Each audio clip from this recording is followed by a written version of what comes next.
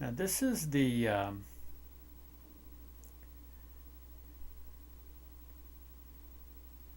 mounting of the relief piece. I took the pins out and I'm mounting it to this old, one of my first backboards. We sell these backboards on our website, and you can see it just screws into that plate that I put in there. I'm going to work on the eyes first. I put the eyes and the ears in this little container to save them. There they are. Eyeballs, 2 of them, and 2 ears, left and right. And I tear some tiny little ready sheets. And what I'm going to do is I'm going to put a little bonding agent in those eye sockets, and then put a couple of these little pads inside the eye socket. It's almost like tissue, it's almost like skin.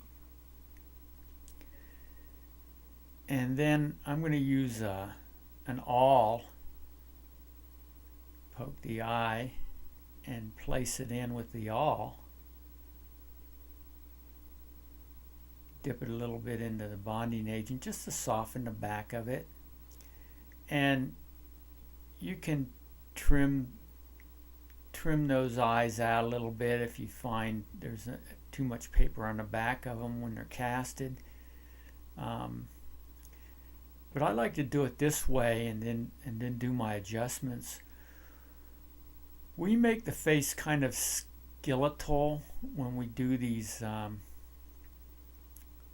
casts. The molds are from original sculptures that are minimal, so you can make a portrait out of these if you want.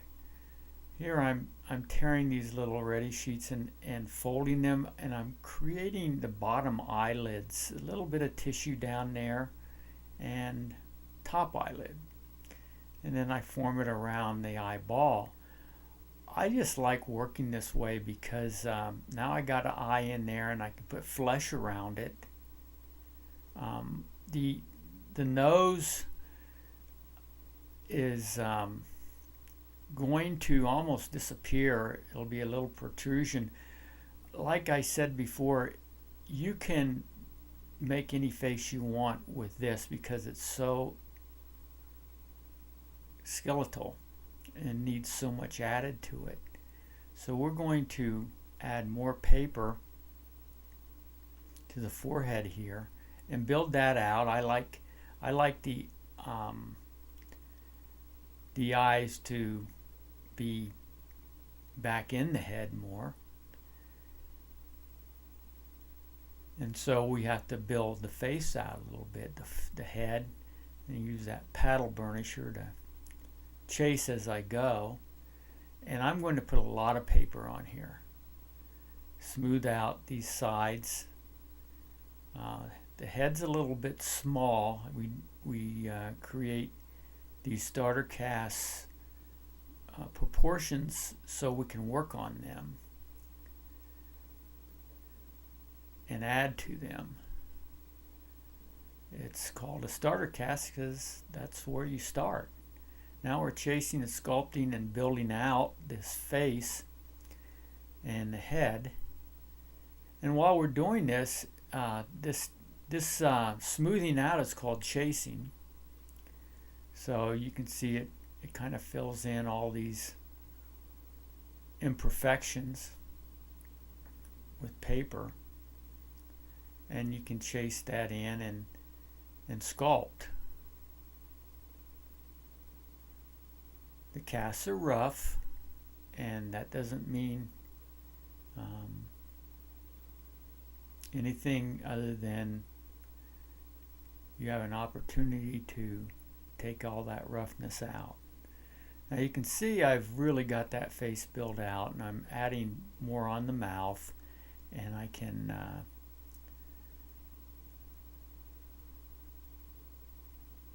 work this wet paper almost like clay. when I get it this way. A little more on the forehead. We're going to spend some time sculpting this face because the face is an important part. The rest of it's just detail, but he has to have a nice face. And like I said, you could do a portrait. I call him 3 Coups because he has 3 feathers. But you could make more than 3 feathers. You can call them 4 Coups or 5 Coups, or you have enough paper to make more feathers than I have. And you don't have to turn his head the same way I do. You can leave it looking straight forward, or turn him the other way. A little more on the eyelids here. Looks a little bit scary at this point, but it's a work in progress. You can see the nose is almost disappearing.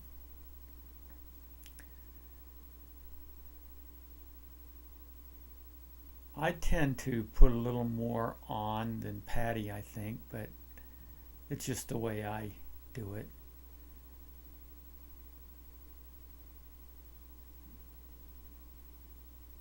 If you want more of a sloping forehead, then maybe you won't put as much paper up there as I do. But I'll work around his jaws. My paddle burnisher again is a nice tool for this because it covers those big areas. And again, we sell all these burnishers on our website too. And I made this one, and we make a lot of the tools on our website, and some we just make available. But that paddle burnisher comes in a burnisher set. I'm going to add to the nose here, just rolling the paper up and putting it on with my fingers. Add a little more paper on top and chasing it out, working that in, finding the kind of where the top of the eyelids are going to be with a boxwood burnisher there.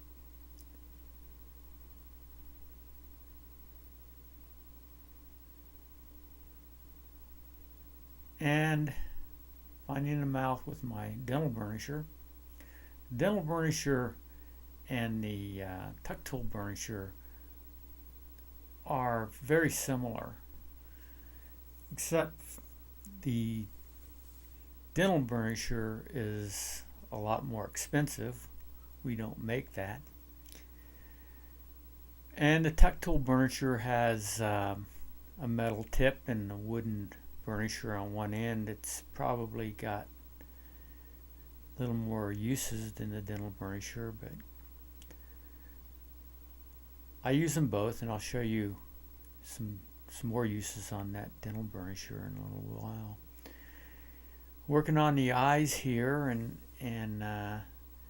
then we're going to work on the nose. A little more on the eyelid. I like those eyes to just sink into the sockets, and I put lids over them, and then I sculpt paper on top there. This is getting pretty hydrated, and we'll work it on a little more, and then we'll have to dehydrate a little bit before we work on it some more. But you can see I'm getting those eyelids on both sides, top and bottom. I work on one side and then I go to the other. I think that you want to try to make it as symmetrical as you can.